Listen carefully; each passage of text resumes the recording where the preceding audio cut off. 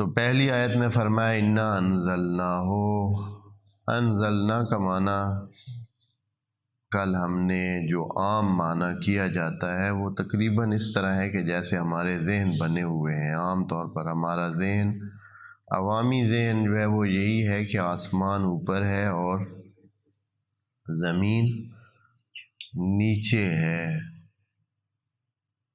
جبکہ یہ صورتحال آج کے علم کی روشنی میں ایسے نہیں ہے کہ کوئی آسمان ہمارے اوپر ہو، بلکہ ہمارے چاروں طرف کیا ہے؟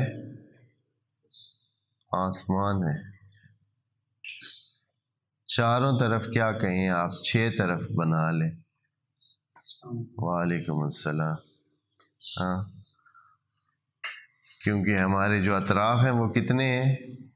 6 ہیں، اوپر نیچے دائیں بائیں آگے پیچھے ہیں جی 6 مکعب۔ جیسے اب کعبہ کی شکل لے لیں، آپ کوئی بھی ایک ڈبی لے لیں، ایسے باکس لے لیں، تو اس بکسے کی کتنی سائڈیں ہوں گی؟ 6 سائڈیں ہوں گی۔ وعلیکم السلام۔ تو یہ 6 سائڈیں تو ایک جسم کی ہیں۔ ابھی سائنسدانوں نے ترقی کر کے سائڈوں کی تعداد بڑھا دی ہے، لیکن ہم اس میں اب نہیں پڑھنے والے کہ یہ ایک علیحدہ بات ہے۔ تو یہ جو زمین ہے اس کی 6 سائڈیں دیکھیں تو ہر سائڈ پہ کیا ہے؟ ہاں، آسمان ہی آسمان ہے۔ اب زمین کی تقریباً گولائی میں لوگ رہتے ہیں تو سب کو ایسے ہی آسمان نظر آتا ہے جیسے ہمیں۔ آپ جانتے ہیں نا کہ زمین ایسے ہے تو یہ جو آبادی ہے وہ پھیلی ہوئی ہے یہاں سے ایسے ادھر تک۔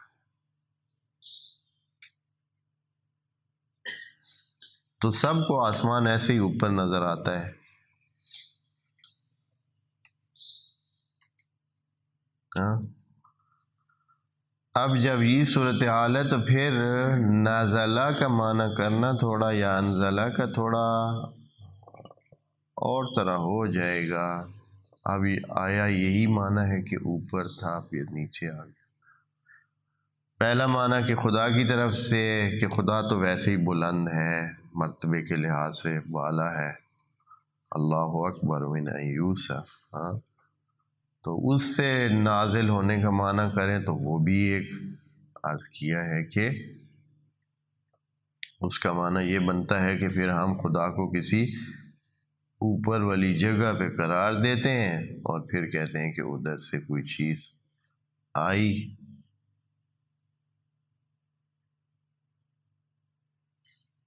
اگر ہم یہ قرار دیں کہ خدا تو ہمارے پاس ہے ہر وقت، تو پھر تو خدا نے دی ہے، نازل تو نہیں کی نا۔ جب ساتھ بندہ بیٹھا ہو آپ کو کوئی چیز دے، ساتھ سے کوئی چیز لیں تو وہ آپ لیتے ہیں، نازل تو نہیں ہوتی ہے۔ اور اگر کہیں کہ آسمانوں میں کوئی جگہ ہے جہاں سے یہ نازل ہوا ہے، تو پھر اس کا مطلب یہ ہے کہ یہ کس سائڈ پہ ہیں وہ آسمان، کیونکہ ہم تو پھرتے ہی رہتے ہیں، ہمیں پتہ نہیں چلتا ہے، لیکن ہم کیا کر رہے ہیں؟ آپ جانتے ہیں نا کہ زمین سورج کے آس پاس میں کیا کر رہی ہے؟ چکر لگا رہی ہے۔ ہاں، اور یہ چکر جو ہے اس کے علاوہ وہ اس طرح بھی گھوم رہی ہے۔ اس طرح کا جو گول ایک دفعہ کا گھومنا ہے نا، زمین ایسے جو پورے سورج کے آس پاس میں گھوم لیتی ہے تو ایک دن اور رات بنتا ہے، جیسے جیسے اس کی سائڈ اس کے سامنے آتی ہے۔ یا یوں کہہ لیں کہ خود زمین کے گھومنے سے جو ہے وہ دن اور رات بنتے ہیں۔ زمین کی جو سائڈ سورج کے سامنے آتی جاتی ہے تو وہ روشن ہوتی جاتی ہے، اور جو سائڈ اس سے ہٹتی جاتی ہے اس میں شام اور رات اور پھر صبح ہوتی جاتی۔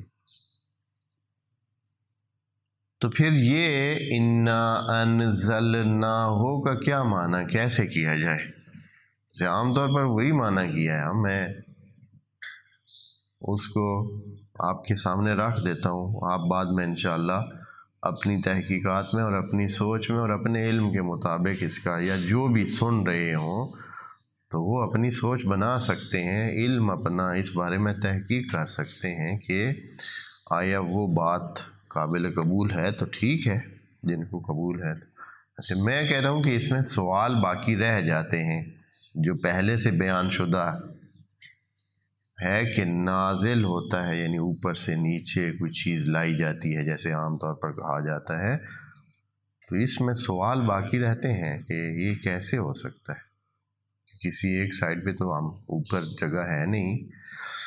تو پھر انزلہ کا کیا مطلب ہوگا؟ تو انزلہ کا مطلب جو قرآن کی دوسری آیات سے بھی دیکھنے کو ملتا ہے یا سمجھ آتی ہے وہ یہ ہے کہ انزلہ، یہ قرآن چونکہ پوری کائنات اور آیات الہی کا مجموعہ ہے، یہ اللہ کی نشانیاں ہیں۔ اور اللہ کی نشانیاں کیا ہیں؟ اللہ کی نشانیاں پورا جہان ہے، ہر چیز جو اس نے خلق کی ہے وہ ایک نشانی ہے۔ کس کی؟ اللہ کی۔ نشانی کا مطلب ہے کہ جس سے اللہ کو پہچانتے ہیں، جس سے اللہ تک پہنچتے ہیں۔ نشانیاں کیا ہوتی ہیں؟ اگر کسی جگہ آپ نے نشانیاں رکھی ہوئی ہیں تو وہ اس لیے ہوتی ہیں کہ آپ کو پتہ چلے جہاں آپ نے پہنچنا ہے وہاں پہنچ جائیں ان نشانیوں کو دیکھ کر۔ تو اللہ کی یہ جو علامتیں ہیں، اللہ کی نشانیاں ہیں، یہ ساری ہیں کہ ہم ان کو دیکھ کر اللہ تک پہنچتے ہیں، ہمیں پتہ چلتا ہے کہ ان کا کوئی خالق ہے، اور وہ خالق بھی بڑا ڈاڈھا سارا ہے، سمجھدار بھی ہے، عالم بھی ہے، قادر بھی ہے، عزیز بھی ہے، جبار بھی ہے، ساری اس میں مستحکم صورتحال ہے۔ اللہ الصمد ہے۔ صمد کا مطلب بھی یہی ہوتا ہے کہ جس میں کوئی ذرہ برابر نقص نہ ہو۔ تو پس یہ آیات الہی جو پورے جہان میں بکھری ہوئی ہیں، ان کا کیا ہے؟ یہ ان کا لفظی وجود ہے۔ آیات الہی کا جو پورے عالم میں کائنات ہے، اس کا جو لفظی وجود ہے،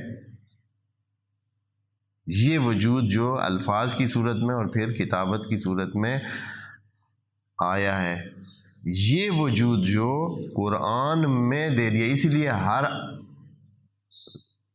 آیت کو نام دیا گیا کیا؟ آیت کا۔ ہر آیت نشانی بن جاتی ہے۔ خوب میں ابھی آپ کہیں کہ یہ تو ایک نیا ہی معنی بن جاتا ہے بھی نیا۔ ہو سکتا ہے کسی نے ہزاروں تفسیریں ہیں، آپ کو یہ بھی بتا دوں قرآن کی کتنی تفسیریں ہیں بھائی؟ ہزاروں میں ہیں تقریباً۔ تو ہو سکتا ہے کسی نے کہیں ذکر کیا ہو، اتنی تفسیروں کا مطالعہ تو کوئی بھی نہیں کر سکتا۔ ہاں ہو سکتا ہے کسی نے اس طرح کی کوئی بات کی ہو، لیکن میں نے نہیں دیکھی، اور اس پر اعتراض بھی کسی کا نہیں دیکھا، اس لیے پتہ چلتا ہے کہ کسی نے ذکر بھی نہیں کیا ہوگا۔ تو ایک نیا ہی معنی بن جاتا ہے کہ یہ ایک پرت ہے۔ انزال کا اور تنزیل کا مطلب یہ ہوگا کہ اس درجے سے نیچے لے آنا۔ جیسے آپ کیا کرتے ہیں، ایک بڑی چیز ہوتی ہے نا، اس کو دکھانے کے لیے آپ کیا کرتے ہیں، کوئی چھوٹا سا اس کا سیمپل بنا کے سامنے رکھتے ہیں۔ جیسے ایک بلڈنگ بنتی ہے نا، تو بلڈنگ کی آپ نے کبھی دیکھا ہو، یعنی جو بہت بڑے مجموعے ہوتے ہیں، کمپلیکس ہوتے ہیں، ان کا ایک لکڑی سے یا پتھر سے چھوٹا سا ایک اسی ٹائپ کا، بالکل اس میں تمام بلڈنگ کے وہ اسی طرح کی صورتحال بنی ہوتی ہے، اور اس کا نام بھی ایک ہوتا ہے ماڈل، جسے کہتے ہیں، ماڈل سا اس کا بنا کے رکھتے ہیں۔ جیسے مثال کے طور پر آپ اگر دیکھیں کہ کہیں آپ کو تصویر کعبے کا ماڈل بنا کے کوئی رکھا جائے، تو یہ انزال ہے، یہ کیا ہے؟ یہ تنزیل ہے، یہ اس کو نازل کرنا ہے، ایک اور شکل دینا، ایک اور پرت دینا ہے۔ پھر اس سے بھی کم تر، آپ اس سے بھی کم تر ایک تصویر بنا لیں، صرف تصویر، صفحے کے اوپر کوئی چیز نہیں ہے، تصویر ہے، یہ اس کی اگلی پرت ہے۔ اور اگر اس سے بھی آگے چلے جائیں تو صرف کعبہ لکھ دیں، خوب کعبہ بھی ایک پرت ہے، کعبہ سے بھی آپ جب کعبہ کا لفظ پڑھتے ہیں آپ کو وہی چیز سمجھ آتی ہے۔ اگر کعبہ کی تصویر دیکھیں تو آپ کو پھر بھی کعبہ ہی سمجھ آتا ہے، اور اگر کعبے کا ماڈل دیکھیں تو بھی کعبہ ہی سمجھ آتا ہے، اور اگر اصل دیکھیں تو پھر اب چونکہ پوری اصل، پوری کائنات انسان کو پہنچانا مشکل ہے، انسان کی برداشت نہیں ہے، تو اس کو کیا کیا جاتا ہے؟ ایک دوسری شکل میں، ایک نازل شدہ، ایک کمتر شدہ، ایک تھوڑے وزن اور تھوڑے حجم کی چیز بنا کر آپ کے سامنے رکھی جاتی ہے، تاکہ آپ اس پوری کائنات تک پہنچ سکیں اس ذریعے سے۔ جب آپ کعبے کا لفظ دیکھتے ہیں تو بھی کعبے تک پہنچ جاتے ہیں، اگر اس کا تصویر دیکھتے ہیں تو بھی پہنچ جاتے ہیں۔ یہ قرآن جو ہے، یہ تنزیل کا مطلب یہ ہے کہ وہ پوری کائنات آپ کے سامنے نہیں رکھی گئی ہے، بلکہ کیا کیا گیا؟ یہ اس کا ایک پرت۔ اب یہ پرت جو ہے وہ ہمارے لیے تو لفظ ہیں، لیکن رسول خدا کے لیے کیا ہے؟ وَنَزَلَ بِهِ الرُّوحُ الْأَمِينُ وَنَزَلَ بِهِ روح الامین عَلَىٰ قَلْبِكَ، نبی کے قلب پہ یہ نازل ہوئی ہے۔ خوب قلب پہ الفاظ تو نازل نہیں ہوتے، الفاظ سنانے ہو تو کانوں کو سنائے جاتے ہیں، لیکن خدا نے کہا، خدا کریم نے کہا ہے قرآن میں یہ بات آئی ہوئی کہ نزل بہ الروح الامین علی قلبک، تیرے اے نبی تیرے دل پہ اتارا ہے، اس کو کس پہ؟ دل پہ اتارا ہے۔ اور یا اس سے اچھا، یہ آپ ناممکن ہے آپ سمجھیں کہ یہ تو پھر بھی بات سمجھ نہیں آ رہی۔ ایک اور آیت میں آپ کو بتاتا ہوں جس میں قرآن کی حقیقت خدا نے آپ کے سامنے رکھنے کے لیے یوں کہا ہے،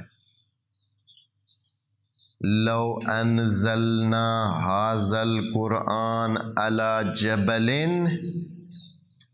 لرأیتہ خاشعا متصدعا من خشیت اللہ، اگر ہم قرآن کو کسی پہاڑ پہ نازل کرتے تو دیکھتے کہ وہ لرز رہا ہے، کانپ رہا ہے، ڈر کے مارے، خطرے کے مارے۔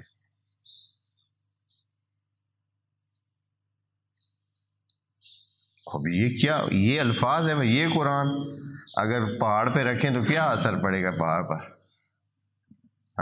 بس قرآن اس حقیقت کا نام ہے کہ جو نچوڑ ہے، یا یوں کہیں کہ ایک اور پرت ہے، ایک چھوٹی پرت ہے پورے کائنات کی، پوری کائنات کی ایک پرت ہے۔ اور یہ جو مشکل ہے لوگوں کے لیے اس قسم کی قرآن پیش کرنا، جیسے کہ خدا نے کہا ہے کہ فاتوا بسورۃ من مثلہ، اگر آپ کو ان کنتم فی ریب مما نزلنا علی عبدنا فاتوا بسورۃ، ایک صورت ہی بنا کر پیش کر دیں، ایک صورت بنا کر پیش کر دیں، ایک چھوٹی سی صورت ہی پیش کر دیں، بسورۃ من مثلہ، اس کی ایک مثل صورت ہی بنا کر آپ پیش کر دیں۔ تو آج تک کوئی پیش نہیں کر سکا ہے، کسی نے سامنے نہیں لائی۔ وجہ کیا ہے؟